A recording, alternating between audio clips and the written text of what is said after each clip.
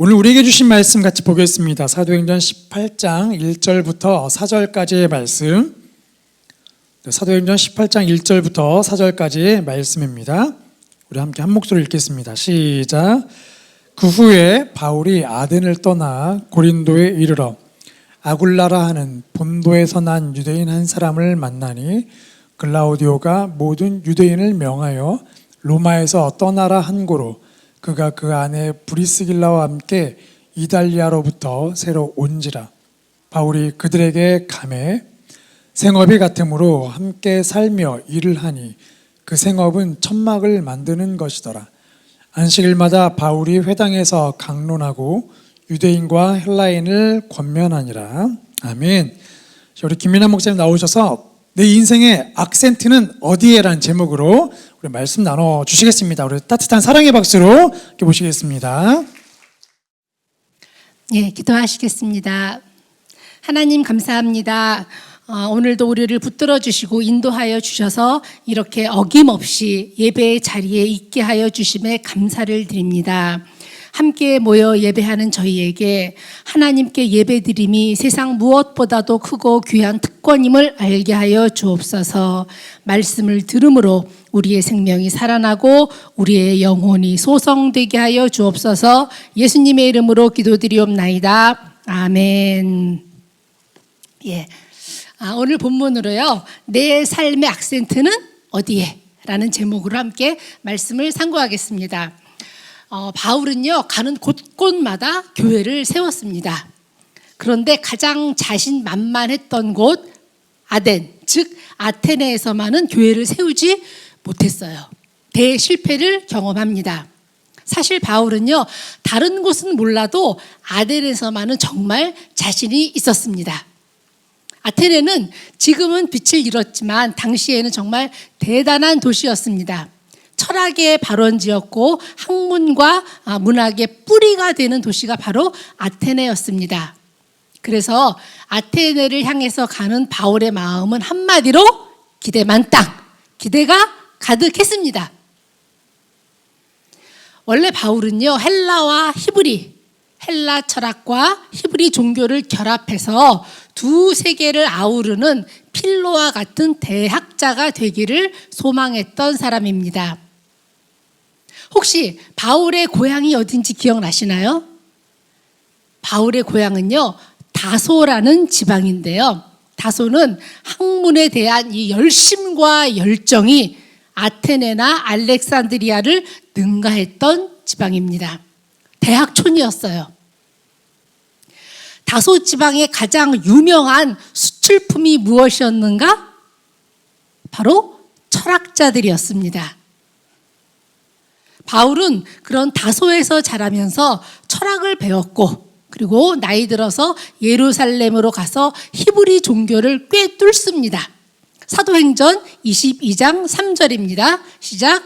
나는 유대인으로 길리기아 다소에서 났고 이 성에서 자라 가말리엘의 문화에서 우리 조상들의 율법에 엄한 교훈을 받았고 오늘 너희 모든 사람처럼 하나님께 대하여 열심히 있는 자라. 아멘.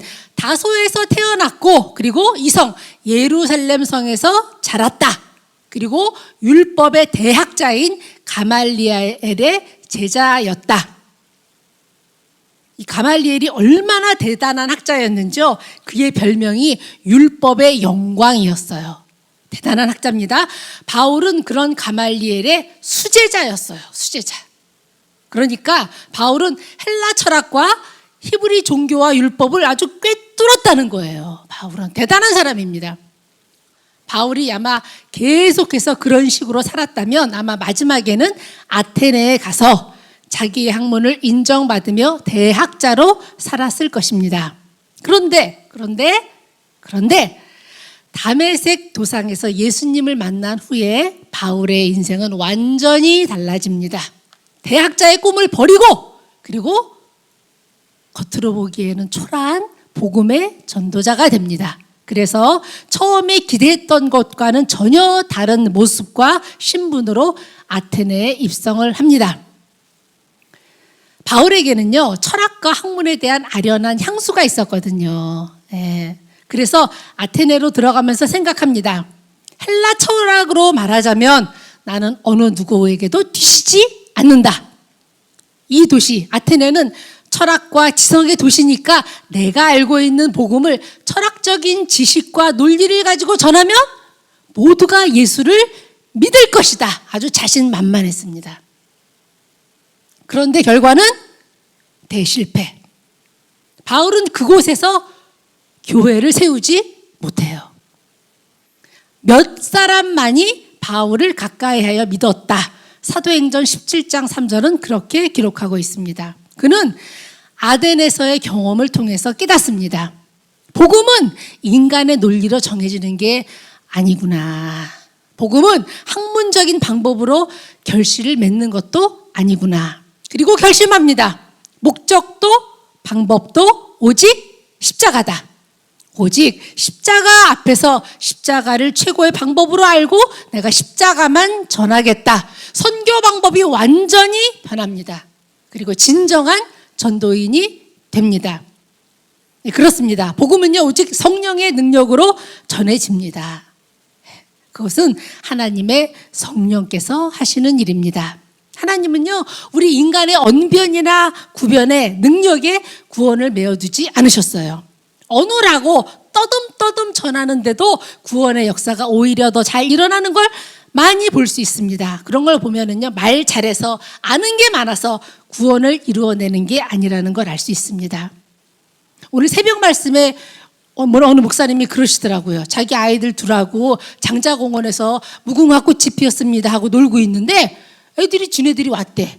지네들이 와서 왔대요. 그냥 같이. 그래가지고 2명 전도했대요. 의도하지도 않았는데. 예, 하나님의 성령께서 하시는 일입니다. 바울은 이 귀한 사실을 깨닫고 이제 아테네에서 고린도로 갑니다. 그리고 한 부부를 만납니다. 오늘 본문 1절과 2절입니다. 함께 보도록 하겠습니다. 시작. 그 후에 바울이 아덴을 떠나 고린도에 이르러 아굴라라 하는 본도에서 난 유대인 한 사람을 만나니 글라우디오가 모든 유대인을 명하여 로마에서 떠나라 한 고로 그가 그 안에 브리스길라와 함께 이달리아로부터 새로 온지라 바울이 그들에게 가매. 누가 누구에게 갔는가? 바울이 그들에게 가매. 바울이 그들에게로 친히 찾아갔다. 왜 갔을까요? 보니까 아굴라는 유대인이었지만 본도라는 이방 지역에서 태어났습니다. 이런 사람들을요, 디아스포라 유대인이라고 합니다. 흩어져 사는 유대인이라는 뜻입니다. 그런데 바울도 어디서 태어났는가? 바울도 예루살렘이 아닌 길리기아 지방 다소라는 도시에서 태어난 디아스포라 유대인이었습니다. 바울은요, 낯선 땅 고린도 지역에서 자신과 같은 디아스포라 유대인 아굴라를 보자 마치 자력에 끌려가듯이 그에게로 끌려갑니다. 낯선 지역에서요, 나와 공유할 만한 조건을 가진 사람을 보면은요, 친근감을 갖게 됩니다. 낯선 외국 땅에서 한국인을 만났다. 그것도 아프리카 저 오지에서 한국인을 만났다. 강한 자력입니다. 처음 봤지만 친근하고 가깝게 느껴지고 그래서 그에게로 끌려갑니다. 단지 한국인이라는 이유 하나만으로. 외국까지 갈 것도 없습니다. 처음 보는 사람인데 고향이 같다. 같은 마을에서 살았다. 어떠세요? 취미가 같아서 말이 잘 통하는 사람을 만나도 친근감을 느낍니다. 그러나 그 무엇보다도 순식간에 더 강력하게 끌리는 게 바로 신앙입니다. 신앙이 같으면요, 잠깐 만났지만 깊이 사귄 사람처럼 느껴집니다. 바울은 신앙이 같았던 아굴라 부부에게 끌려서 그들에게로 갑니다. 그런데요, 바울이 단지 신앙이 같다는 그 이유 하나만으로 그들에게 끌려갔을까요? 아니겠죠. 바울이 어떤 사람인가요? 바울은요, 한 성격, 아니 두 성격 하는 사람이었습니다. 이 사람이 암호하거나 동력하는 사람이 아닙니다. 바울은 1차 전도 여행 때 바나바의 조카인, 바나바는 바울의 은인이라고도 할 수 있어요. 바나바의 조카인 마가를 데리고 갑니다. 훈련도 시킬 겸 헌신하라고 마가를 데리고 갔는데 마가가 그만 고향으로 혼자 돌아가 버려요. 왜? 힘들다고. 사람 좋은 바나바는 또 자기 조카이기도 하니까 우리 2차 전도 여행 때 바울에게 제안합니다. 우리 마가에게 한 번 더 기회를 주자. 크게 세워질 거다. 그런데 바울은요, 강하게 거부합니다. 사도행전 15장 38절 39절은 뭐 어떻게 기록되어 있느냐면 바울이 마가를 데리고 가는 건 옳지 않다 하여 그들이 서로 심히 다투어 피차 갈라섰다. 성경이 굉장히 완곡하게 표현한 거예요. 이것도 심히 다퉜다는 것도 완곡하게 표현한 겁니다. 아주 점잖은 표현이에요. 아마 바울이 이랬을 거예요. 내 그런 놈은 절대 데려갈 수 없다. 네. 그래서 바울과 바나바가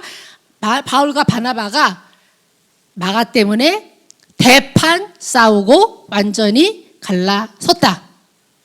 이후로 바나바는 사도행전에 나오지 않습니다. 바울은요, 한 성격하는 사람이에요. 분명한 사람입니다. 1이면 1이고 2면 2지 1.5가 없어요. 바울은요, 미적지근한 거, 이것도 아니고 저것도 아닌 거, 그런 행동 결코 용납하지 못하는 사람이었습니다.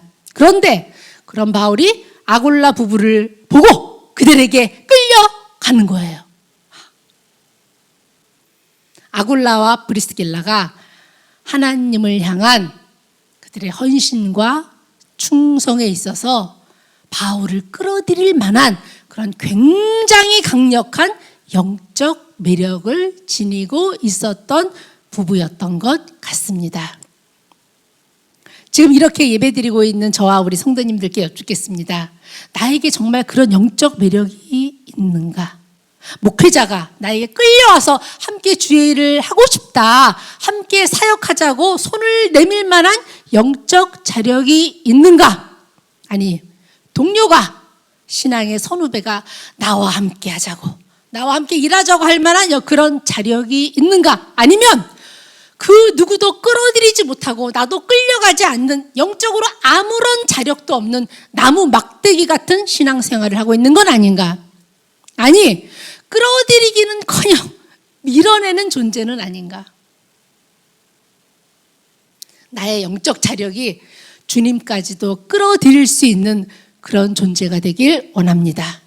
주님마저도 나와 함께 동역하고 싶다고 할 만한 그런 영적인 존재가 되길 원합니다. 사역자가 나에게 끌리고, 우리가 서로가 서로에게 끌리고 함께 끌고 끌어갈 수 있는 만한 깊은 영적 매력이 있는 존재가 되길 원합니다. 바울은요, 처음에만 잠깐 이들에게 끌린 게 아니었습니다. 성경 곳곳에 이 부부의 이름이 등장합니다. 로마서 16장 3절에서 이들 부부를 어떻게 말하느냐 하면은 나의 동역자들이다. 그들은 내 목숨을 위해서 자기의 목까지도 내놓았다. 그렇게 말하고 있습니다.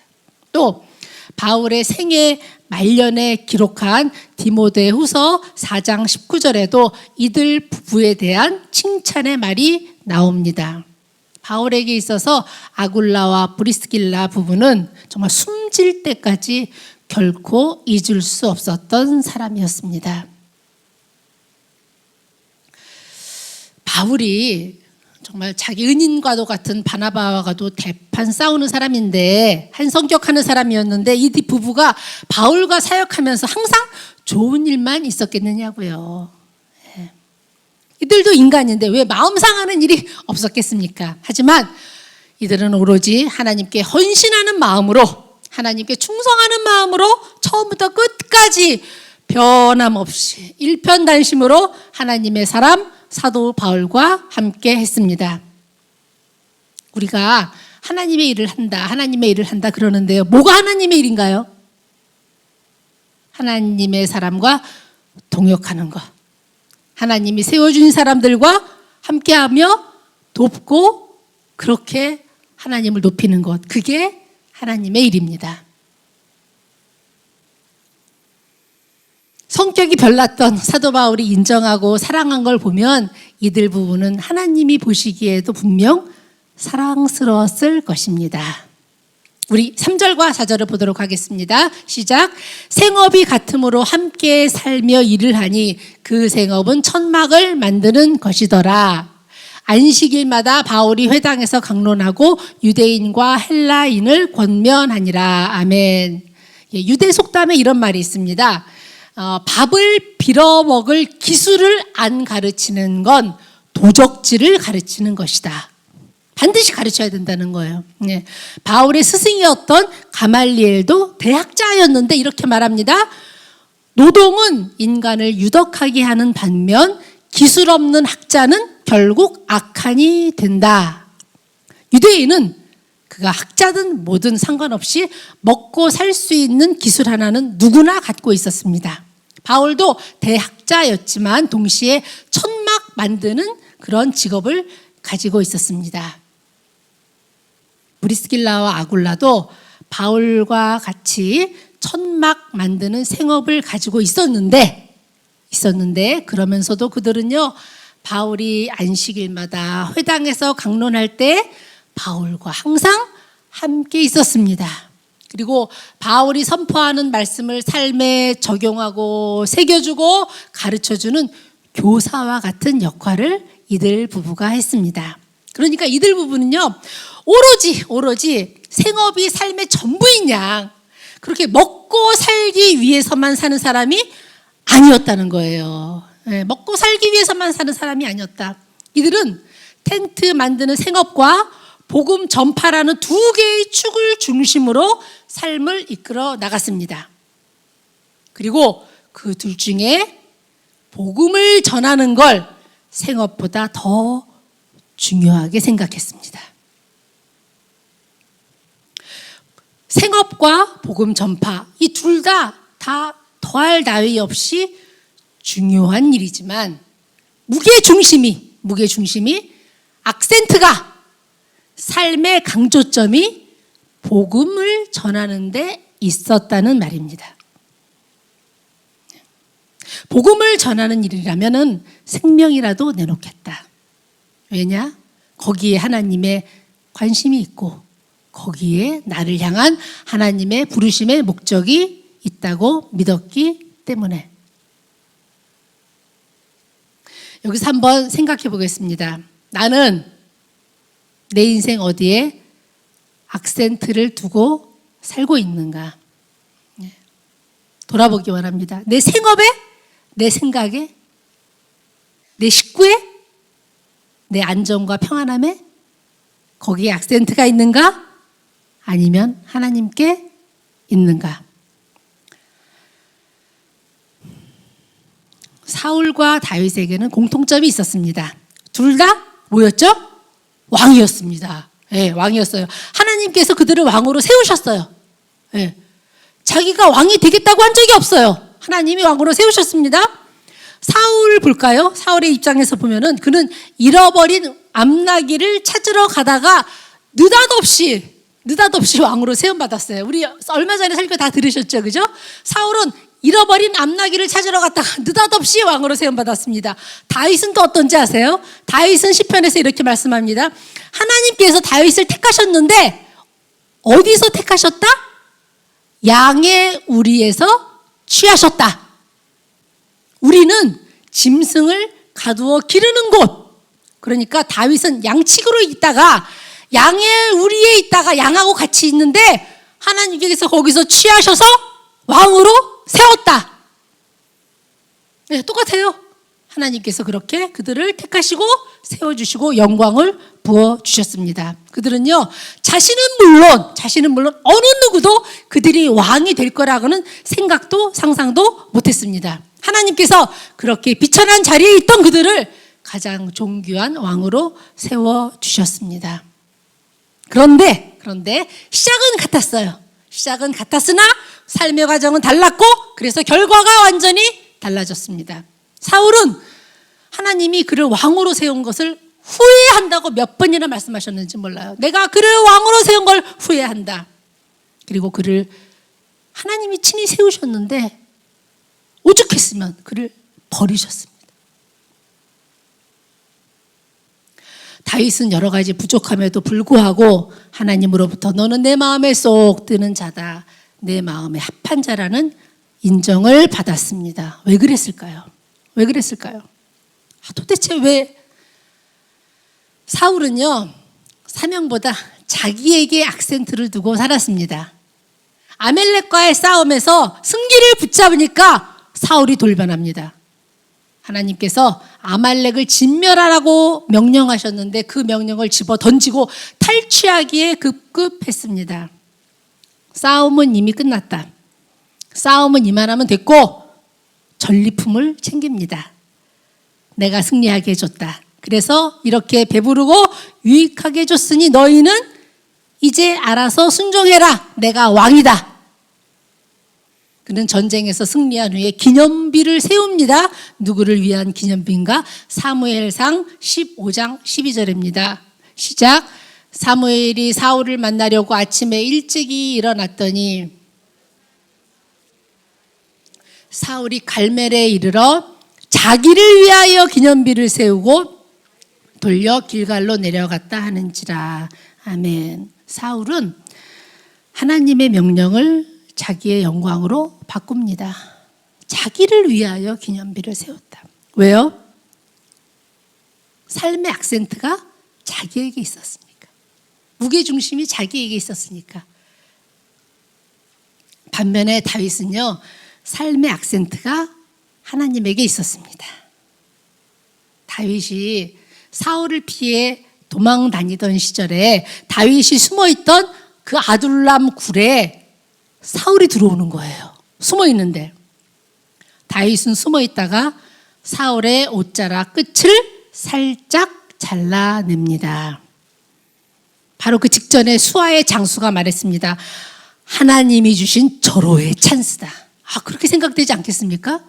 예, 나를 죽이려고 온 사람이 아둘람굴에 들어와서 무기며 방피며 옷을 다 던져놓고 볼일 보고 있으니까 완전 무장해제죠. 그때 죽이면 되잖아요. 하나님이 주신 절호의 찬스다. 단칼에 베어라. 만약 당신이 못하겠다면 내가 대신해 주겠다. 그러나 다윗은 하나님의 기름 부으심 받은 자를 내가 손대지 못한다. 그러면서 옷자락 끝만 잘랐습니다. 다윗이 자기 중심적인 사람이었다면요, 그리고 그의 삶의 악센트가 하나님이 아닌 나에게 있었다면요, 결코 그렇게 하지 못하죠. 예. 죽이지 않으면 내가 죽는 상황인데, 다윗은 삶의 악센트가 하나님께 있었던 사람이었습니다. 자기가 왕이었지만 한 번도 자기가 왕이라고 한 적이 없어요. 자기가 왕이었는데 왕이신 나의 하나님, 내가 주를 높이며 경배합니다. 평생 하나님을 왕으로 모시고 살았습니다. 여호와는 나의 목자시니 내게 부족함이 없으리로다. 아멘. 왕이 뭐가 부족합니까? 왕이? 그런데 그는 내가 왕이라서 부족함이 없는 게 아니라 하나님이 나의 목자이시기 때문에 내가 부족함이 없으리로다. 하나님이 나의 목자가 되어주셨기 때문에 내게는 부족함도 없고 부족함도 없습니다. 하나님은 그런 다윗에게 무조건적인 약속을 해주십니다. 다윗의 후손이 영원히 보좌를 이을 것이다. 그리고 예수님은 다윗의 후손으로 이 땅에 오셨습니다. 사울과 다윗 둘 다 하나님을 아는 사람입니다. 신앙인입니다. 그러나 보여주는 삶의 모습은 완전히 달랐습니다. 왜요? 삶의 악센트의 위치가 달랐기 때문에. 악센트는 중요한 걸 강조할 때 강하게 발음하라고 찍는 겁니다. 내 삶에 어디에 악센트가 있는가? 그게 내 인생에서 가장 중요하다. 그걸 강조해서 드러내는 겁니다. 우리는 모두가 한 사람도 예외 없이 둘 중에 하나입니다. 신앙의 연수에 관계없습니다. 직분에 상관없습니다. 나에게 악센트가 찍혀 있는가? 하나님께 찍혀 있는가? 둘 중에 하나입니다. 하나님의 사람은 어디에 악센트가 찍혀 있다? 하나님께 악센트가 찍혀 있는 사람입니다. 자기에게 찍혀 있다면요, 그 사람은 진정한 하나님의 사람이 아닙니다. 그런 사람은 자기의 몸을 불사르게 내어 줄지라도 결코 하나님께 인정받지 못합니다. 성경이 누누이 말하는 게 그겁니다. 사무엘상 2장 30절입니다. 나를 존중히 여기는 자를 나도 존중히 여길 것이고 나를 멸시하는 자를 내가 경멸하리라. 하나님의 말씀입니다. 그가 하나님을 강조하는가? 하나님도 그를 강조해 주십니다. 내가 하나님께 악센트를 찍을 때 하나님은 나에게 악센트를 찍어 주십니다. 나를 가장 중요하게 생각해 주십니다. 우리는요, 내 여건이 조금 좋아지면, 그렇죠? 요 문제만 해결이 되면, 내 상황이 조금만 달라지면, 내가 이번 시험만 통과하면, 그러면 내 삶의 악센트를 하나님께 찍어야지. 그런데요, 지금 못하는 거는 앞으로도 못한다. 더 못합니다. 많은 청년들이 그래요. 내가 나중에 시간 내서 책 무지하게 읽을 거야.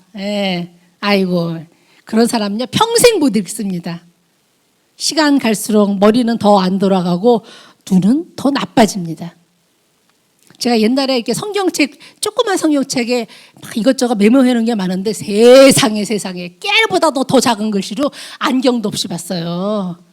지금은 커다란 성경도 안경 없으면 못 봅니다. 날이 갈수록 눈은 더 나빠지고 지금 못 읽는 책은 앞으로도 못 읽습니다. 오늘 해야 합니다. 지금 해야 합니다. 하나님은 지금 오늘 나의 작은 충성과 헌신을 요구하십니다. 삶의 작은 부분마다 하나님께 악센트를 찍고 살아가는 것, 그런 사람이 진정한 하나님이 인정하시는 신앙인입니다. 그런 사람이 바로 강력한 영적인 자력을 지니고 하나님과 사람에게 귀히 여김받는 신앙인입니다. 이번 7월 여성 예배 주제가 추수하는 날의 얼음 냉수입니다. 추수하는 날의 얼음 냉수인데요.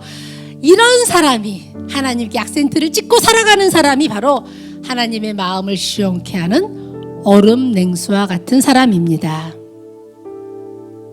지금 이 자리에 있는 저와 우리 모든 성도님들, 이 시간부터 지금부터 나의 삶의 악센트, 강조점, 무게의 중심을 하나님께 둠으로 하나님을 우선으로 모셔서 하나님으로부터 인정받고 귀히 여김을 받음과 동시에 신앙의 동료나 선후배들은 물론 목회자까지도 깊은 영적 매력으로 끌어당기며 주변을 밝히는 귀한 일꾼, 추수하는 날의 얼음 냉수와 같은 하나님의 사람으로 살아가시기를 하나님은 간절히 원하십니다.